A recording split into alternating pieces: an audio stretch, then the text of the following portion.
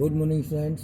Class eighth lesson 17 सेवा ही सौंदर्य है। इसमें चाणक्य लिखते हैं, जिन हाथों ने कभी कुछ दान नहीं, जिन हाथों से कभी कुछ दान नहीं हुआ, कानों ने कभी वेदों का श्रवण नहीं किया, मतलब कोई वेद नहीं सुने, आंखों ने सज्जन पुरुषों साधु महात्माओं के दर्शन नहीं किए, जिसका पेट अन्याय से उपार्जित धन से भरा हुआ है, मतलब बेईमानी के धन से भरा हुआ है, अभिमान के कारण जो मस्तक को ऊंचा करके चलता है, जिसे बहुत घमंड है, ऐसा जीवन किस काम का। उनका कहना है कि परोपकार ही जीवन है, हमें दूसरों पर उपकार करना चाहिए।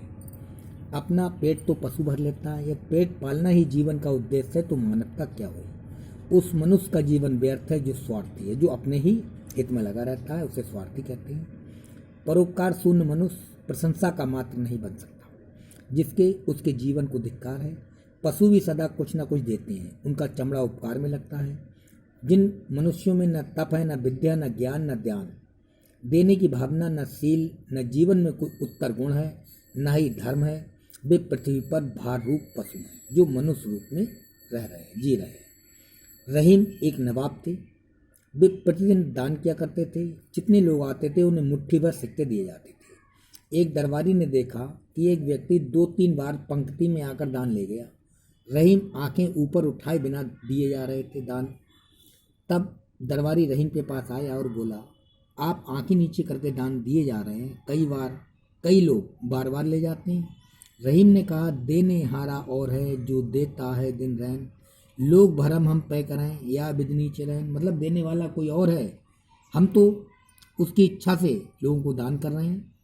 महर्षि दयानंद का कहना है, परोपकार और परहित साधन का नाम मनुष्यत्व है। सेवा मानव जीवन का सौंदर्य और श्रृंगार है। सेवा न केवल मानव जीवन की शोभा है, बल्कि भगवान की सच्ची पूजा है। मानव जीवन का सच्चा उपयोग सेवा और परोपकार में है। सेवा धर्म बड़ा गहन है। सेवा द्वारा मनुष्य का अंतःकरण, जो अंदर का दिल है, जितना जल्दी निर्मल, शुद्ध और पवित्र होता है, उतना किसी और से नहीं। भूखों को भोजन दो, प्यासे को पानी पिलाओ, विद्या रहित जो हैं, जिन्हें विद्या नहीं आती, उन्हें विद्या दो। दीन दुर्बल दुखियों और रोगियों को तन मन और धन से सहायता करो। गीता में कहा गया है, अगर श्रद्धा नहीं है तो दान मत दो, क्योंकि अश्रद्धा, बिना श्रद्धा के किया गया दान, तप और कर्म सभी व्यर्थ हो जाते हैं।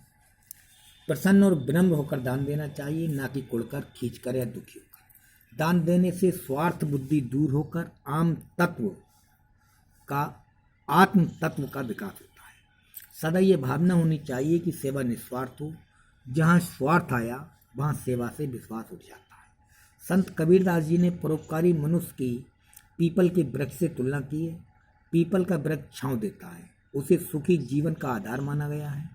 पीपल के समान जब परमार्थी बनोगे तभी जग में सम्मान मिलेगा। भक्त श्रोमणी तुलसीदास ने परित सरित धर्म निभाई कहकर परोपकार को सबसे बड़ा धर्म बताया है। परोपकार का स्वरूप व्यापक है। जो मनुष्य परोपकार करता है वही परमार्थी है। परोपकार स्वार्थ भाव कदाचित नहीं होना चाहिए। परोपकार के काम में लगे महानुभाव अपने स्वार्थों को तिलांजलि देकर ही सफल हो पाते हैं। हमारा शरीर हमारी शिक्षा, योग्यता, सुख साधन आदि दूसरों की सहायता से प्राप्त हुए हैं। हमें जो कुछ मिला है उसमें समाज का अमूल्य योगदान है, इसलिए हमें भी समाज के हित के लिए भावना पैदा करनी चाहिए। इतिहास में कितने ऐसे उदाहरण हैं जिन्होंने आदर्श स्थापित किए हैं। आरुणि, स्वामी दयानंद, सुभाष चंद्र बोस, नेताजी ने अपने सिपाहियों के साथ भूखे पेट रहकर देश के लिए जीवन दान दिया। भगत सिंह ने छोटी आयु में देश के लिए प्राणों की आहुति दे दी। जिन लोगों ने समाज के प्रति त्याग व निर्माण की भावना से काम किया, उनका चरित्र बल ऊंचा था। किसी भी व्यक्ति के लिए अपने चरित्र निर्माण से बड़ा एवं ऊंचा कोई काम नहीं हो सकता, क्योंकि ऐसे मनुष्य ही भविष्य में संसार पर उपकार कर देते हैं। वह व्यक्ति दोषी होगा जो बगैर अपना चरित्र निर्माण किए समाज निर्माण रूपी परोपकार करने का दंभ करता है, मतलब घमंड करता है। परोपकार के माध्यम से ईश्वर प्राप्ति का मार्ग प्रशस्त होता है।